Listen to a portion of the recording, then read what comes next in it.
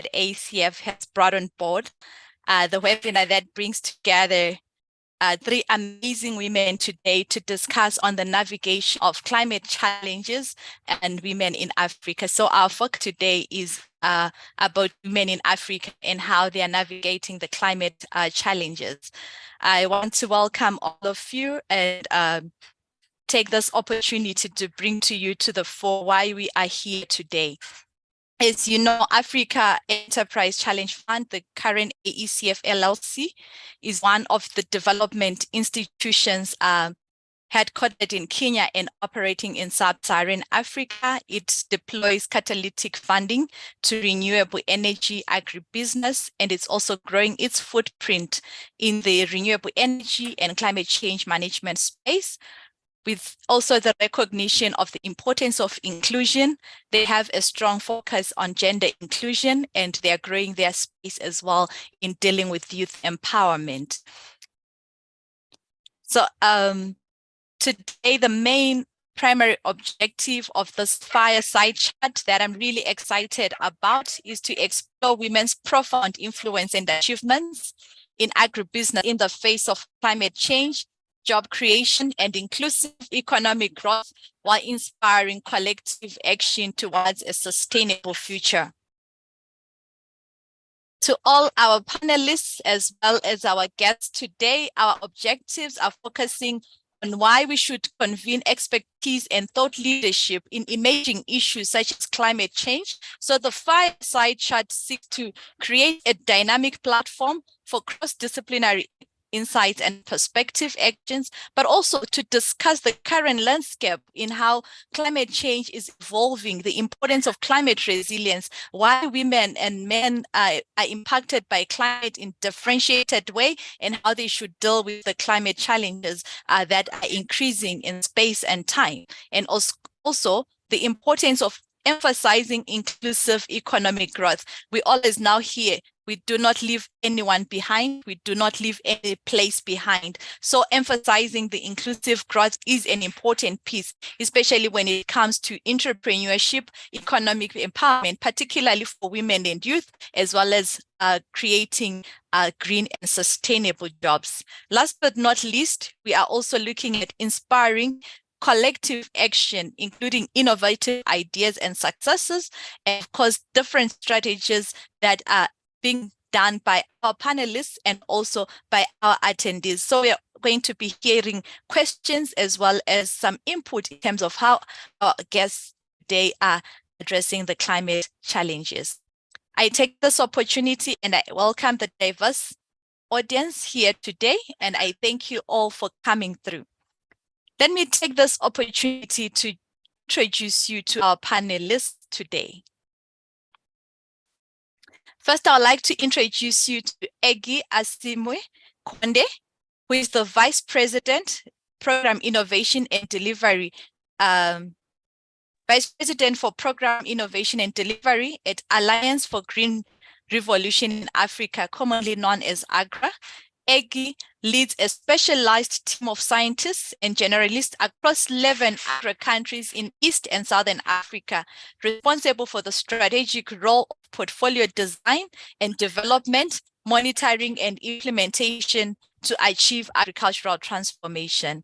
And the exciting part is that Egi is a blue ocean enthusiast who is a pragmatic and results-oriented expert with over 15 years of experience across multiple private and public sector industries, including beverages, multimedia, and textile. Our second guest today is Pasi Omaye Ogala. Let me give you a brief background about her so that you know how amazing the ladies I host today are. Pasi Ogola is the program manager at the Society for International Development, a regional office for Africa. She's leading the implementation of the Energy, Environment, and Climate Futures program. She's also the representative within the UNEP NGO Major Group, and Pasi has been the strategy director for the local conference of youth in Kenya between 2019 and 2022. So it's amazing to have youth that are transforming and changing nations. Pasi, we welcome you. Our third panelist who is going to be joining us today is Dr. Divine Lukula, who grew up in Gutu in Masvingo, that is based in Zimbabwe, and she developed into a fully fledged livestock operation, expert, also integrating livestock value chain in her business. She owns a farm that does breeding of Tuli, Mashona, and Borokek. Is really breeding climate resilient biz. So today I want to welcome all my guests, and that takes us to the beginning of our fireside chat. I'm really excited about it. So before we start, I'll ask the audience to type questions in the chat box, make use of the Q&A session so that we'll be able to ask our panelists the questions that are independent and that come from your side. So to the panelists today, I'll start. My first question will cut across all the three panelists, and I'll start with Eggy and then go to Pasi whilst we wait for Dr.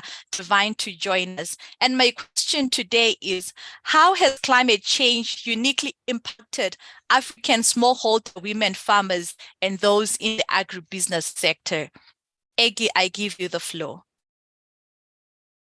Thank you very much, Veronica, and delighted to be here, delighted to be joining you all. I hope you can hear me loud and clear. Greetings from cold Nairobi, and I can see we've got some diverse representation across sub-Saharan Africa. Excited to be here and representing our president, Dr. Agnes Kalibata, who's been unable to join this fireside chat. So the question you ask, Veronica, is a very pertinent and urgent question in terms of how has climate change uniquely impacted, and I probably would have replaced that word uniquely with negatively, because uniquely as a blue ocean thinker might actually bring some positives, but I think it's more challenges for the smallholder farmers and women entrepreneurs. But I guess we would look at the glass as half full in this particular conversation.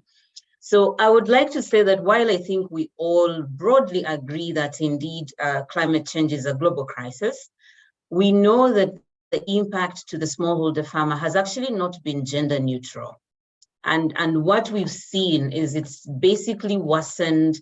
The gender roles, as we all know, have played against the women, the gender roles that we play in the socioeconomic societies in which we live, the rights that we have to access of assets or property have again not been gender neutral, and therefore the socioeconomic status has been worsened, if I could summarize it in that way. And why do I say so? I say so because the change in temperatures that we know of climate has affected the very core of women's livelihoods. Really, that is the area that has been touched. And why do I call it livelihoods? Because we all know that the majority of smallholder farmers are women. So anything that affects their yields then affects their health, because then they're not able to feed their families with the right nutritional composition. They're not able to feed the households throughout the year. And obviously then any excess that they've been able to get over the years is affected. And that really comes to becoming an economic and income conversation.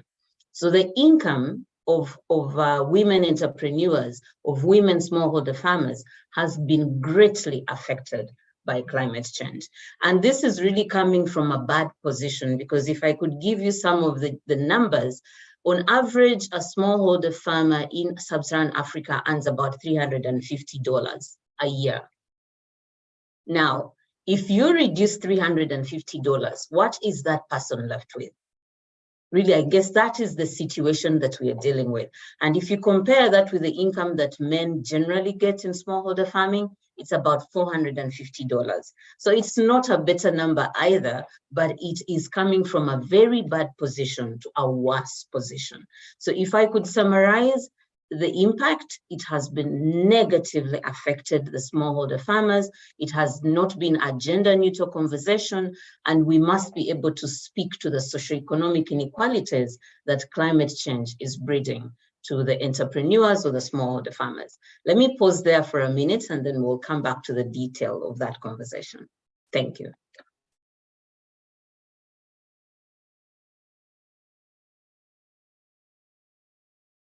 Over to you, Veronica. Or Pasi, are you coming? It looks like Veronica dropped, so maybe we could go into our VUCA moments, and I hand over to you, Pasi. Thank you, Aggie. Thank you. Yeah. As Veronica joins, and I think you really put this question very, very well. The answers, I mean, you grabbed all the answers from my mouth, but maybe I'll add on to that by just saying, highlighting, maybe focusing a little bit more. I think it's important for us to mention the foundational crops that our African diets depend on and how these are naturally affected by climate change. You've said in a negative way, and so I'm also going to follow that trend. And I mean, I can list some of them, those basic crops that we cannot go without in our African diets: wheat, maize, beans, sorghum, millet, and others. And so you find that when climate change happens and increasing temperatures affect us in various ways through droughts, floods, pesticides that come due to climate change issues, we find that those basic diets that we need, food crops that we need in our meals, on our tables every day, are affected. I don't have to mention that, obviously, you know, in Africa, women and young girls are usually the managers of the kitchen, and they are the managers of the nutrition as well. So women are not just farmers, but we're also the people who ensure that our families and the population is fed with the nutritional food.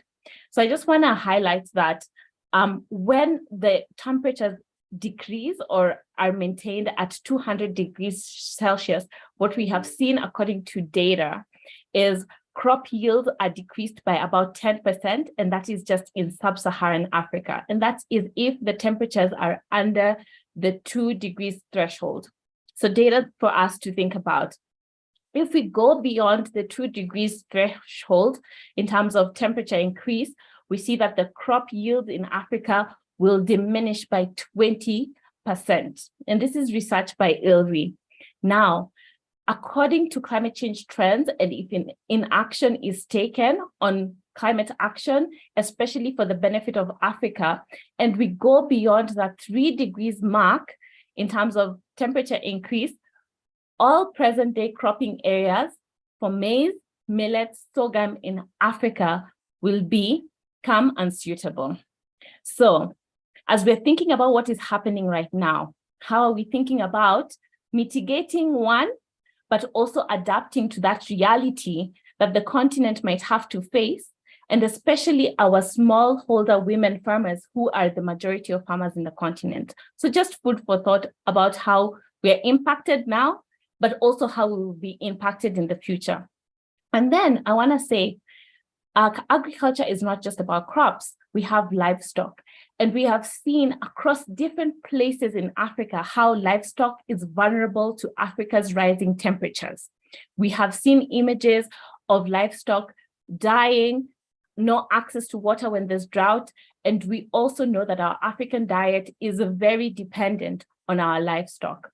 So I want to close by just saying, if these things happen and these impacts are maintained, this automatically has a great impact for our food security. One, as Aggie said, our health of the continent, because we're not going to have the nutritional food that we need to survive. We will not be able to feed our families, let alone be able to sell those crops and get that income and be active players in free continental trade movements, especially when it comes to agribusiness. So I want to pause my intervention for this question there.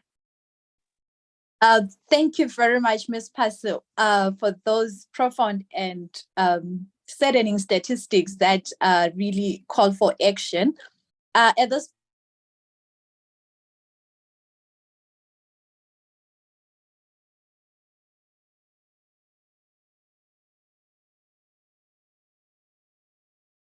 point, next question to you will be, what are the long-term implications and potential benefits of investing in women's empowerment in agriculture and agribusiness to mitigate the impacts of climate change in Africa? Okay, we lost you for a bit there, Veronica, so I'm assuming that goes to me. we are going to operate in a real VUCA environment, so this is going to be quite interesting. So I think to look at the opportunities, I think it's important to be able to layer all the risks that have emerged. And I think Percy has actually alluded to the detail of some of those conversations around food and nutrition security, health. But I wanted to add in also the water and energy challenge, as well as climate-related disasters, especially around migration and conflict. Because if you actually look at the Food Monitor Index and some of the work that my colleagues here at Agra work on, some of the heaviest areas where we have the largest amount of food insecurity are actually in places that are prone to conflict. And what happens when there's conflict in a country or in a region? Obviously, the last people to leave conflict areas are women and children. Yeah, because you assume that the men are at the front lines and therefore women and children stay behind. So what happens in those cases is obviously then women have to find extra labor. That is if the areas are actually safe for them to go and plant, right? So there is a risk of air migration, or the risk of actually the women bearing the wrath of having to feed the rest of the region or geography when war or conflict emerges. So there's really a lot of ripple effects with everything else that happens externally of the household that then has to be borne by the mothers or the nurturers of the geographies in which we operate. So if you want to look at this in terms of what is the opportunity, I think the first opportunity that honestly we need to think about is how do we have more women on the seats, on the tables, where these conversations and decisions are happening? How do you economically and politically make women present when these discussions are happening? Because the risk or the impact of that is going to be borne by the mothers and the entrepreneurs and the women, right? But when these decisions are happening, is in most cases the representation is minimal. So I think the first opportunity is how do we begin to have more voices? How do we amplify the voices of the entrepreneurs, of the mothers? How do we gender these conversations so that we are promoting gender inclusive decisions, ideally? I think that is one of the big picture ideas that we all must contribute to, and understand that unfortunately, the data is not disaggregated enough to help for those decisions to happen. So while we could say that generically, yes, we're saying that these needs have to be inclusive and all of that, the data that we have is not sufficient enough to make those decisions with urgency. So I think that's one opportunity that we need to look at. The other is obviously this is a political and economic conversation. So we must make sure that we are facilitating access to finance and access to resources that empowers the women entrepreneurs. Because I don't want to call women farmers as farmers, because farming is a business. So I will be referring to women entrepreneurs broadly to include the smallholder farmers, because this is business for them. So how do we ensure that we are facilitating access to finance and access to resources, whether it is land, whether it's to resource management, whether it's water, whether it is energy efficient solutions? How do we facilitate that conversation? And I guess this is where ACF comes in quite handy in ensuring that the competitions that you run and all of the work you do ensures that women are participating at the right level and are also having access to these resources. I could pause there and allow my colleague to come in. Thank you very much, Agri.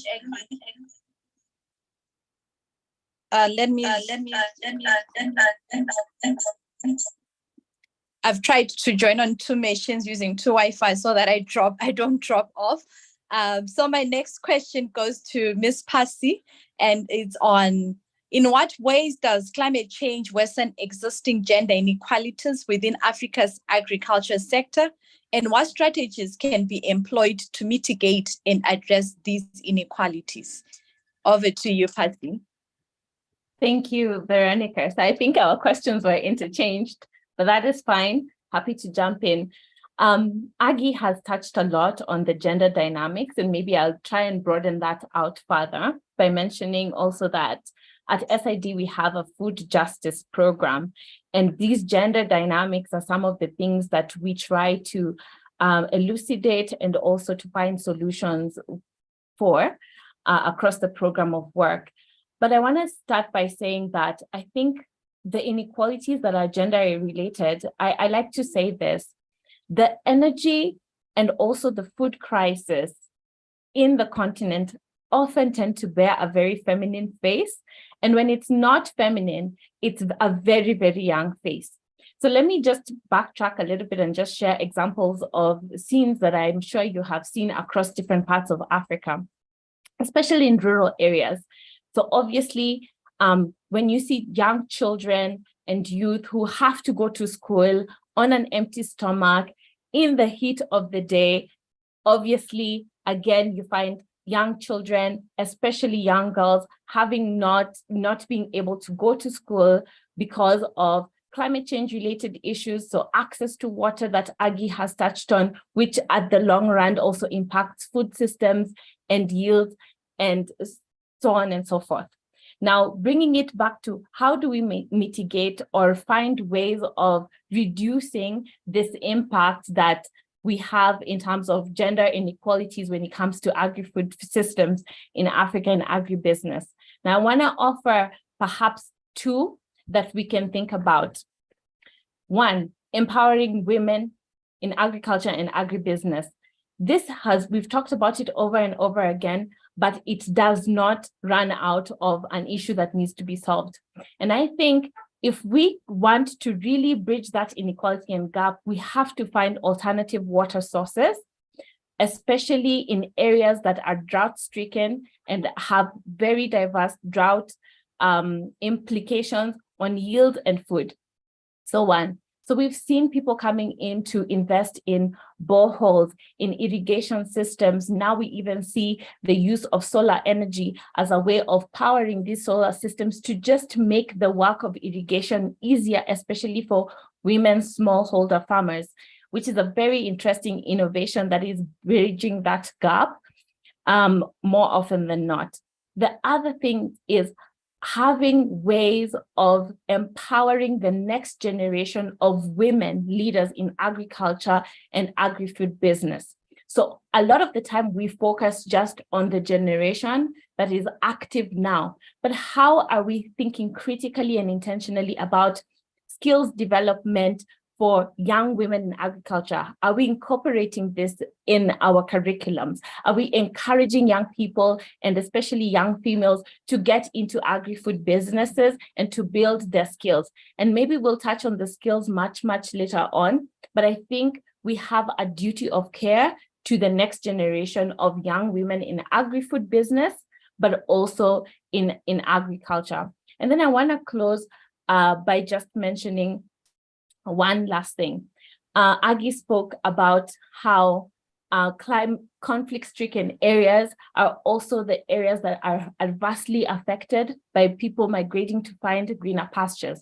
I want to bring the conversation back to climate change and just mention this rising trend of climate refugees that are now moving from places that have been stricken by climate change and into other lands for the purpose of finding green pastures to plant, to survive, and to maintain a livelihood. So it's not just conflict, whereas conflict has been the main reason, but now we are seeing a proliferation of climate refugees across the continent that also need to be supported in bridging that gap and inequality.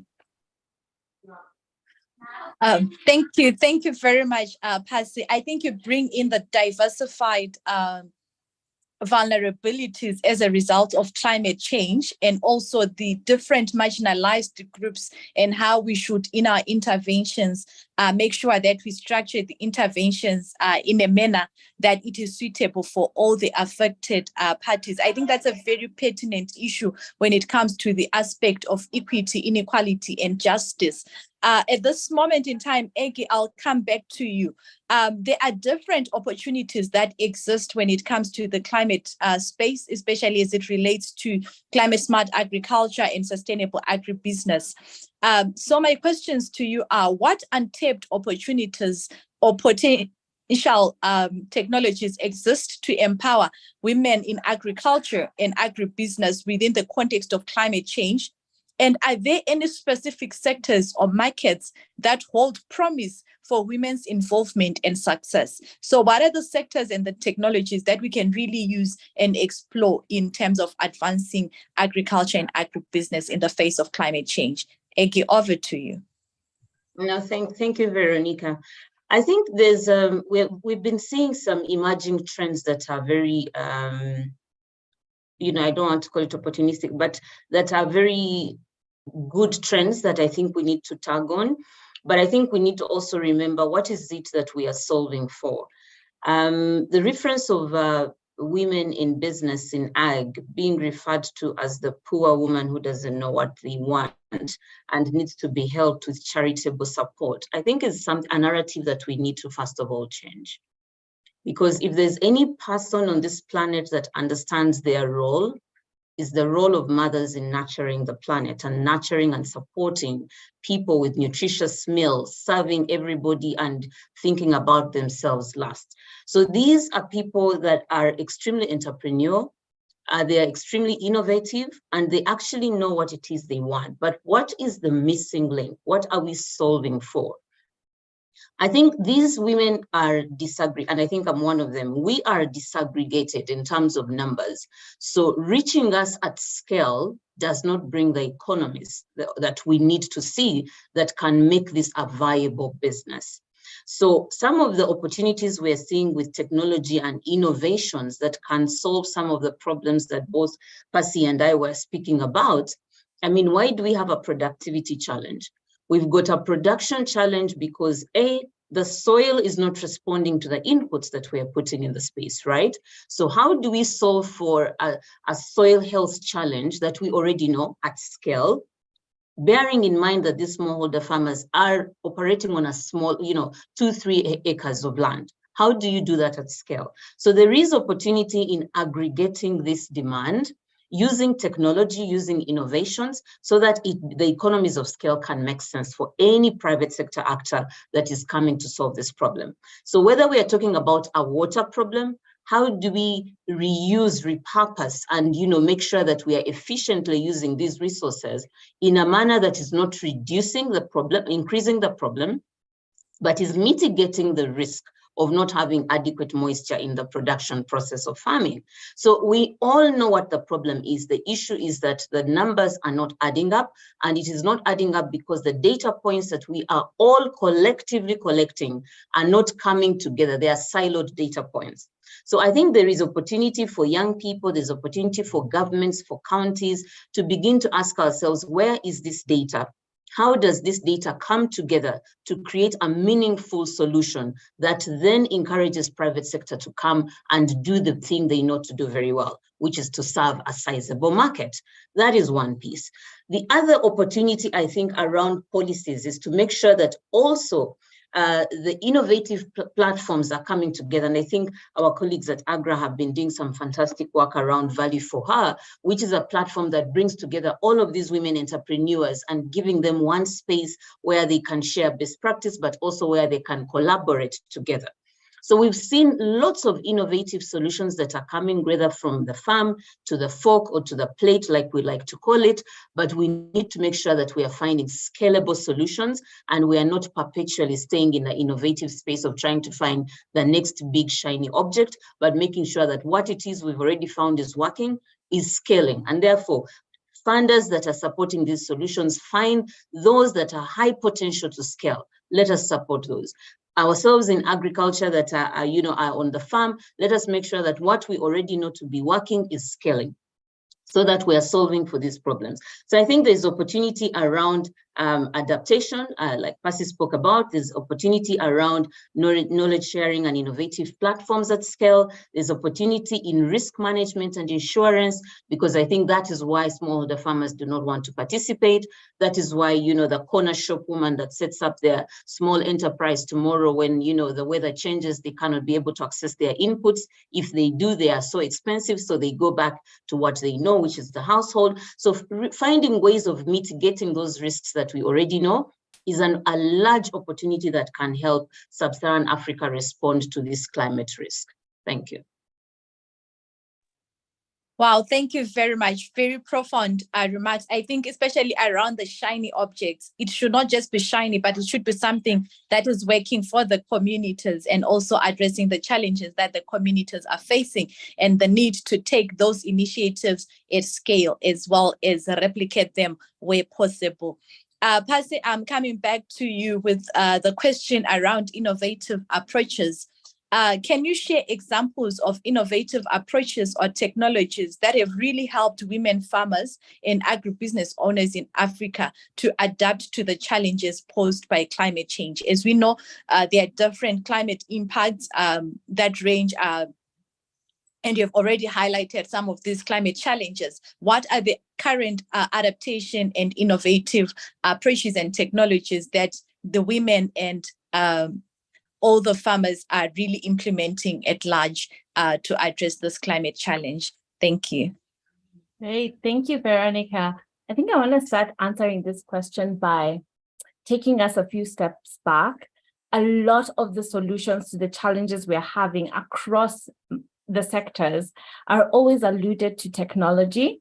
But I think there's also a need to step back and look at how can we promote reliable but also responsible technologies that are coming into the African market, especially when it comes to agriculture. I mean, we cannot put a blind eye to some of those technologies that can be very detrimental to even the health of the soil. We've seen a lot of new technologies that have been brought, plowing tools that have really diminished large tracts of lands that are very fertile and very good for yielding crops and in large amounts. So I just wanted to start with that preamble, that even as we're thinking about these innovative approaches and technologies, there is a need to focus a little bit more on responsible technologies that are coming into supporting agriculture and agri-food businesses in the continent. Now, having said that, and looking at those innovative approaches and technologies that are helping women farmers in agribusinesses to adapt to climate change, there are a couple. And I'm privileged to have shared a platform recently organized by MasterCard Foundation, Foresight for Food, FARA, where they brought young people from across the continent who are working in agri-food business to share how they're doing this, what is the future of employment for young people in agri-food businesses, and also giving them a platform to showcase a lot of the innovations that they were doing in agriculture and agri-food business. And one of the innovations that I saw, especially young women in agri-food businesses employing, are emerging food processing technologies, especially young women in rural areas. So, you know, obviously with climate change and not being able to know when there's a drought and when there's not going to be a drought, there has become this push to process food so that they're preserved for longer periods, so that they're able to feed people when the climate crisis comes and there's no food, access to food. So we've seen young people across the continent processing things into dried fruits, even fruits into dried food, and they stay for long. We've seen innovations around storage of food. And I'll give an example from my village. So my parents are farmers. I come from Homa Bay County in Kenya. And before, they would just farm their maize, their beans, their groundnuts, and then sell it off to the market or use it for food. But now we've seen innovations that have come in terms of storage facilities in the form of sacks that now are able to store the food for a longer period of time, enable it to be transported into different markets while they're still fresh.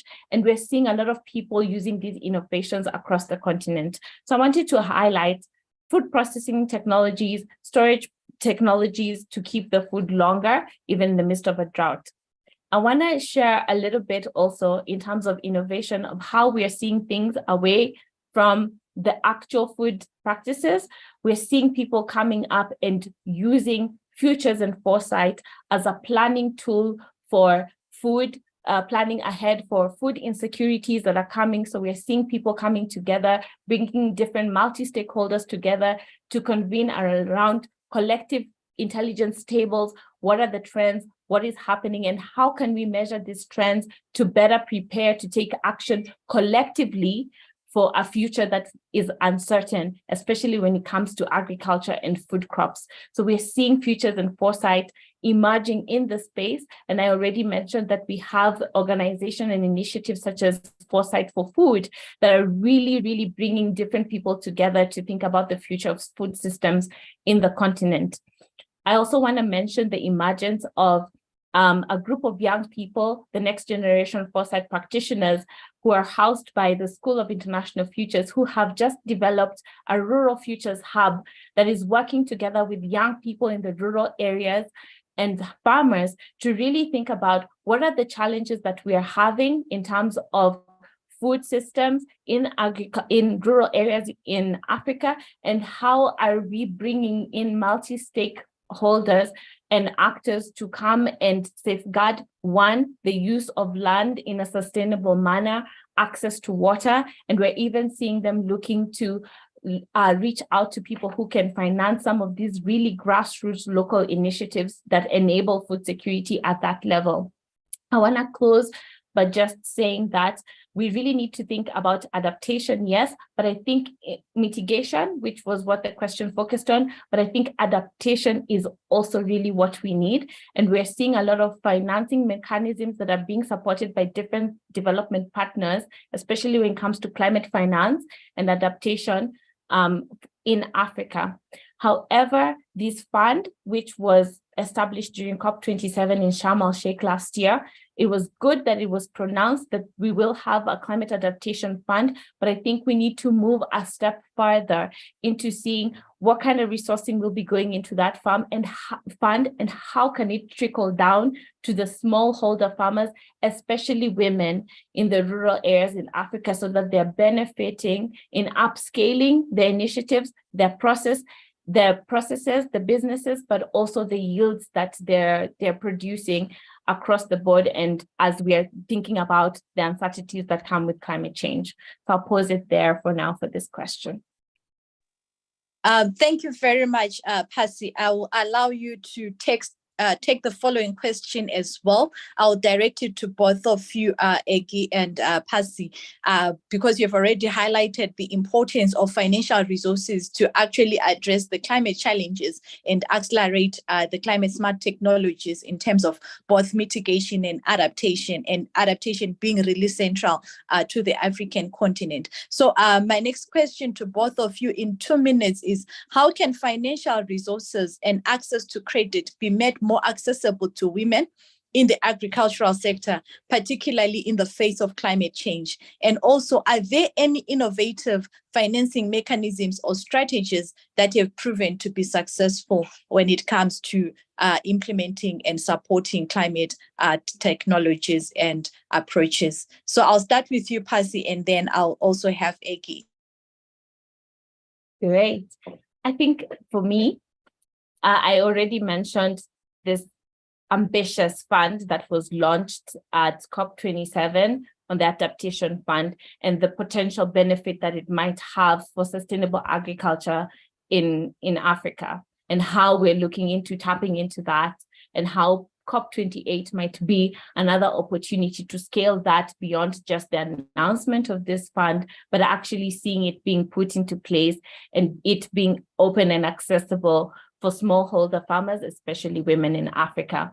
But I want to say, I think for me, I am always in awe of the young person. I hear it as a young person who came up with the idea of M-Pesa a while ago. And I think that for me has been a best practice and a good example of financial mechanisms, but also financial platforms that have enabled even grassroots and smallholder farmers to really have access to funding mechanisms for their crops and yields.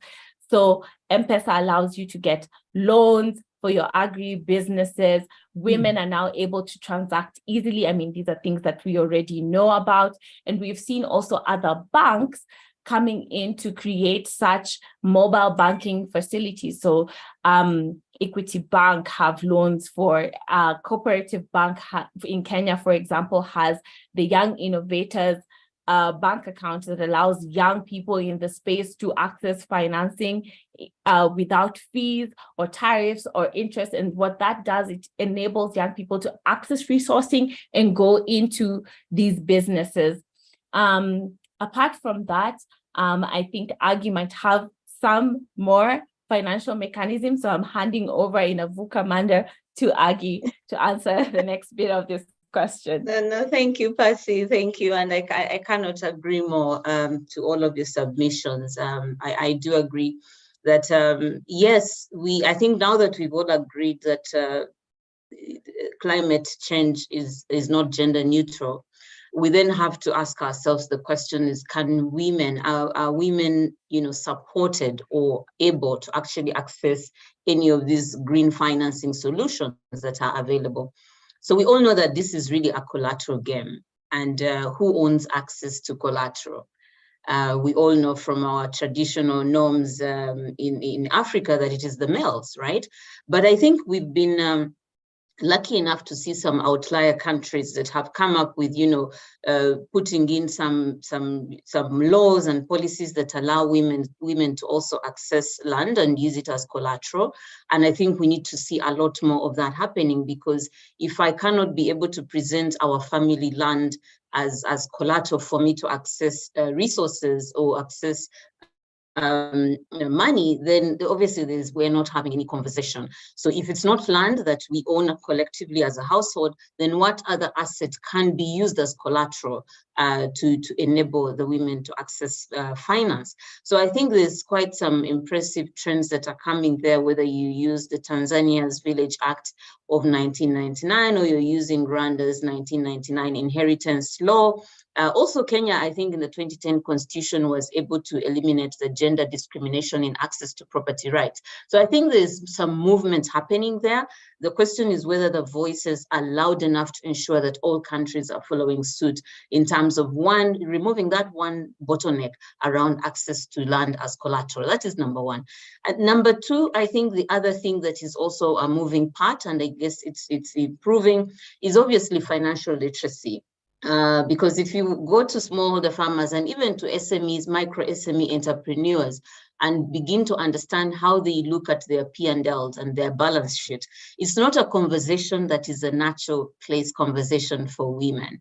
And we need to ensure that we are empowering them with financial retooling, financial training, to understand that this is a business. This is not something they're doing by virtue of their social norms. This is a business they're running, so they must be able to speak the language, that banks understand, to speak the language that, micro lenders understand. And that is, I think, some of the work that we've been doing around ensuring we have common tools or common metrics that we use to measure and assess what is a healthy business and what is not. So that work needs to continue. We need to double down on that work, whether as AGRA or all the other development partners. We must make sure that women's financial literacy stays at the forefront of the priorities we have, because then they can be able to represent themselves and access some of these funds. When we talk about the Green Climate Fund, again, another outlier mandate there, because it's integrating gender in its policy and operational models. But again, our parliamentarians aware of these benchmarks? Are they actually checking that they are being enforced? So having, again, a voice across all of the layers of society, from the meso to the macro, is extremely important. So I had alluded earlier on the climate risk insurance opportunity. I think that is, we all know that the penetration of climate risk insurance is 0.001 across most of our countries. So how do we push that envelope a little higher? Because what that really means, like we all know, you cannot drive a car unless you've got insurance for it. How can we ensure that we cannot farm unless we are insured? Because all of the risks that we have, whether at an enterprise level or at a farm level, are all, risks that the farmer does not have control over. So if the rain does not come when it should come and I lose all my inputs, how can I make sure that I am protected for at least 40 to 60% of that investment? So those are some of the conversations that need to work a lot more. Those are the collaborations that we all must come together and support, and also ensure that we are educating, the commercial space, because agriculture is one of the most riskiest investment that can be given. So if you look at banks and the bank book, loans to agriculture is under 5% or under 3% even. So how do we make sure that, agriculture is a profitable venture? It can only be profitable if it's traceable. It can only be profitable if it is covered for risk. It can only be profitable if, we can increase irrigation and make sure that we are not only a rain-fed country or rain-fed agriculture, and it can only be profitable if we're obviously adding value. So I know that there are a couple of partners that are beginning to come together and prioritize this conversation. So all hope is not lost. I think the movement is happening, but I think let us continue amplifying these voices and ensuring that no meeting is happening without women on the table. Ensure that no decisions are happening without mothers and entrepreneurs on the table. That is the only way we can make sure that their voices are heard and that they are considered in the final decision making. Thank you. Thank you very much, Eggy. Now we move on to the question and answer session, where our participants are actually asking the panelists different questions. The first question is from Frederick, and it is directed to you, Eggy. He says, according to your presentation, it implies that women earn an average of US 97 cents per day. How can we make them bankable to be able to access credit to purchase seeds of climate resilient crop varieties with a view of mitigating climate change threats? I'll also send the second question again from Frederick to Pasi. And he's saying, certainly Kenyan banks have agribusiness loans, but honestly not accessible to majority smallholder farmers, especially those farming food crops like maize, vegetables, and legumes. However, there are loans tailored for cash crops such as coffee and tea. A lot still needs to be done in availing cheap and accessible credit to smallholder farmers. So, Eggy, you can take the first question on the bankability, and then Pasi, you can also take the second question on accessibility of credit. Thank you. No, thank you, Frederick. I think that's a very good analysis. Yes, 0.97, which is under $1, obviously means that they are living below the poverty line. That is for a fact. So yes, how do we make sure that they are bankable? I think we've been testing a couple of things at Agra, and one thing that has come to be true is that the smallholder farmers need to produce for a market. And if you note that currently most smallholder farmers are actually producing for the market, but the market is the household. But we know that they are able to now access actually climate resilient crop varieties. The technologies are already available. The challenge is that the technologies are not reaching the smallholder farmers within a time frame where they want it. So they're either coming out of season. When they come, the rains just don't happen. So they've already bought them and they've burnt their fingers. So the next planting season, they won't do that. So there's a lot of unknowns. There's a lot of unknowns for this entrepreneur called the smallholder farmer. So how do you reduce that risk? You must reduce that risk by ensuring that they are traceable. We must make sure that smallholder farmers are producing for a particular market. So where is Wanjiku producing? Who is she producing for? Is she producing, tomatoes for Carrefour? And is there a contract that is already signed by the cooperative that guarantees that when I produce X amount of tonnage, it's going to be bought at a certain price? Some of those things have got to be put in place. And to do that, you can imagine how many stakeholders have to be on the table for a contract to be written, enforced, and ensure that the right price is given. So we've seen some of these successes in some markets like Ethiopia. We've seen some of these successes in cash crops. If you look at cash crops, why is it that cash crop farmers are not poor? They are not poor because they are producing for a market. Well, we could argue that are they getting fair value? That is obviously not the case, but now you can begin to have that conversation because we begin to understand what is the size of the market, how much are we getting, and therefore can we negotiate better. So you can see that cash crop farmers are better off because they are organized. They are organized better because they are producing for a market. and they've got a common voice to negotiate a price. And we need to make sure that we are nuancing those challenges within a smallholder farming perspective. And the same would apply to a micro small scale entrepreneur. People could be arguing that micro small scale entrepreneurs, especially women, are getting wiped away because big stores are opening in corner shops. The policies must make sure that there is local content that is provided for smallholder or micro SMEs to participate every time an economy is growing. So again, who should be having these conversations? One, media should come to the table. We need to stop seeing political conversations happening on the front line of newspapers.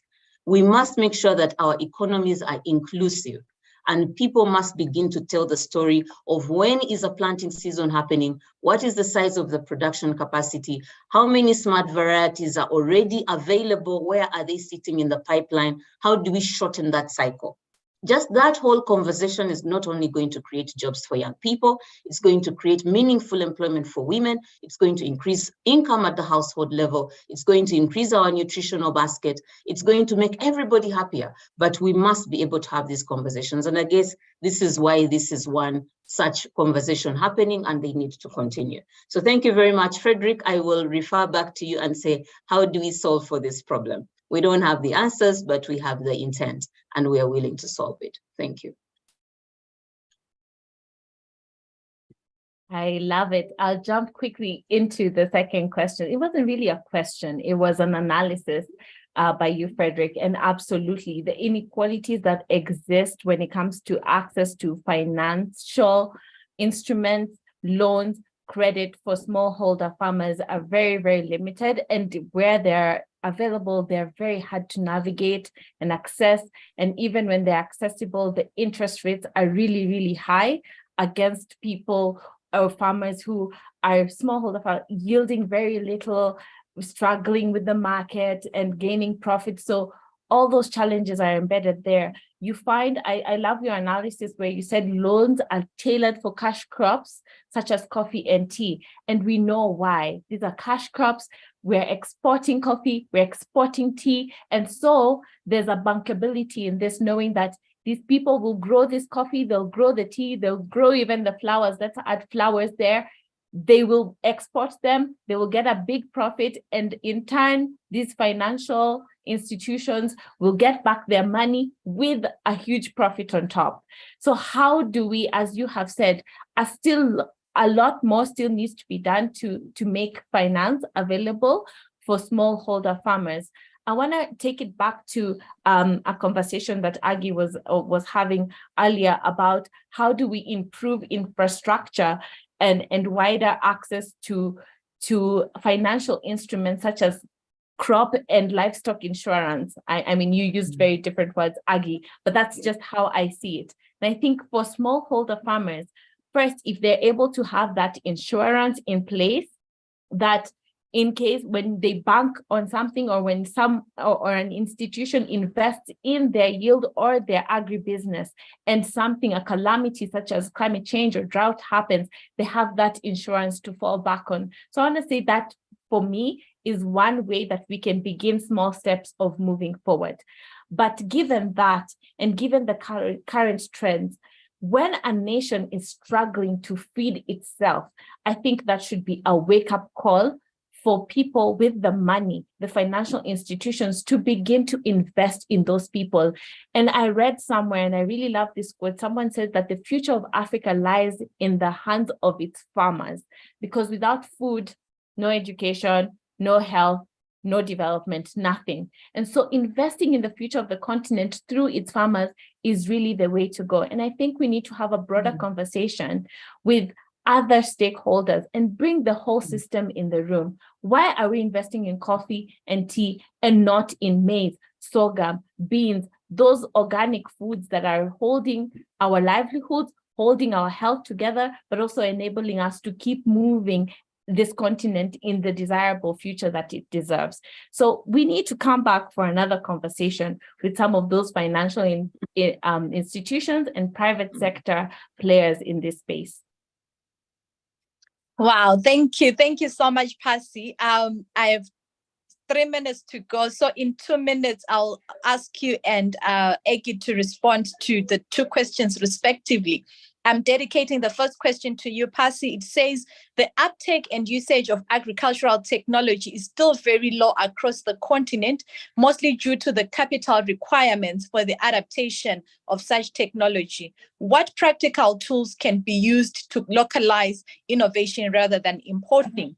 And then, Egi, can you please take the last question on non-literate women who live in rural areas still also need to be educated on climate change issues. What measures or methods can we use on the adaptive method on climate change to accelerate capacity building and empowerment of these non-literate women? So can you take those 2 respectively, and then we should be able to close. Pasi. Great. A very interesting topic. I think when a new technology is being introduced in the continent, wherever it has to come with some form of skills, training to enable that technology to be adapted and to be useful rather than misused at the end of the day. Some of these technologies that come, the rural or indigenous people, smallholder farmers have no idea how to use them. And a lot of the time they're expensive. It's an investment that you have to put in to acquiring that technology. So I think that's one element that we need to think about as we're introducing these tools. How are we training people to adapt them and to use them rather than misuse them? The other thing that I would like to mention is tackling that challenge of having, instead of importing technologies from abroad, how do we invest in local innovations and local technologies to support agriculture and agribusiness in Africa? It boils back to empowering the next generation, but also the current generation of leaders in this agricultural sector and agribusiness. And a lot of this might also pertain to investing in research and development. And this is where really, again, a multi-stakeholder approach is needed, bringing the whole system in the room, because this requires a government policy reform around research and development. How much do we invest in research and development and innovation in the continent? Very, very little. Whereas you find other continents, that is top-notch priority for them. Educational systems must ensure that we have innovation, research, technology as a priority for the development of those continents and those countries.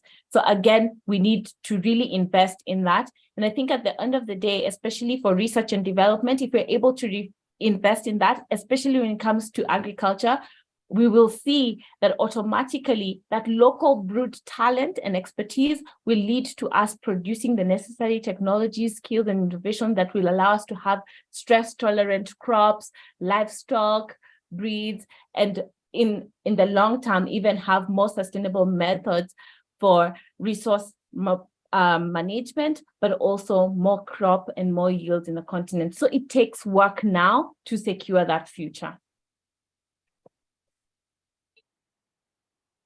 Thank you very much. I think I could come in with a question from Omalara. I know we're running out of time, but Omalara, I want to just start with a quote and say, never waste a good crisis. And I want to layer this on when COVID hit us, how long did it take us to all learn to wash our hands, have a 1.5 meter distance, wear a mask, and increase our nutrition intake? How long did it take us to do that? And what brought that attention? One, there was strong leadership from the top, right? I always say the fish rots from the head. There was top leadership, and every country in the world was prioritizing information dissemination to its citizens. Least people were dying by the microminute. I would like to layer the climate conversation in the same breath and say, who of us in this room has not increased the cost of your food budget? And the cost has gone up by not less than 40% just because of climate change. So we are all affected directly, but we are choosing to behave like the ostrich and bury our head in the sand and assume that everything is rosy. It is not. So for everyone on this call, I think we've got a responsibility as leaders without titles to make sure that we are increasing the knowledge. Start with our own households. Start with our own households. How are we educating our own families and communities? I believe in the power of 200s to ensure that they know the effect of climate change on not just our incomes, but our livelihoods in general. So while we wait for governments to wake up and start this drumbeat the way COVID has happened, we must begin to do that individually in our areas, whether it's in our businesses that we lead, in our families, in our communities, in our churches. We've got all of these institutions. And I think the ministries of health have really shamed agriculture on how to bring urgency to our conversation. So what we are beginning to do more of is to learn with actors that are alike or unalike, in terms of how do we ensure that we are, overcoming the risk of extension inadequacies, because we know that in most of the countries where we work as AGRA, the extension to farmer ratios are alarmingly high. While the intent is to make sure that at least it's every one extension officer to 200, we are seeing 6,000, 70,000, 50,000 numbers. It is alarming. You cannot just do that. So while we've innovated around things like, village-based advisor models, while we've innovated in terms of, disseminating content, these people you're calling illiterate have a phone, and they're actually transacting M-Pesa. Who went to villages to educate women on use of M-Pesa? Nobody. It was value. So the question that I think we need to ask is, how do we create value for women farmers and women entrepreneurs to be able to get their worthy of their labor and sweat, so that they can, because they know what needs to be done. They know all of the practices that need to be put in place, but it's costing them more labor. They know what they have to do, but it's costing them more money. The inputs are very expensive and they need to acquire them. So we are not short of solutions. We are short of bringing urgency to the problem of climate change the way we brought it to COVID. So if we can all collectively work together, I think we've got the solutions. The intent is not yet ready enough. Thank you very much, Veronica. I hand back to you, and I hope I've challenged Omarara enough to come and join this conversation and create solutions at scale. Thank you. Thank you so much, Aggie. Thank you so much, Pasi. I'm going to give you 1 minute each to give us the closing nuggets, but we have run our time.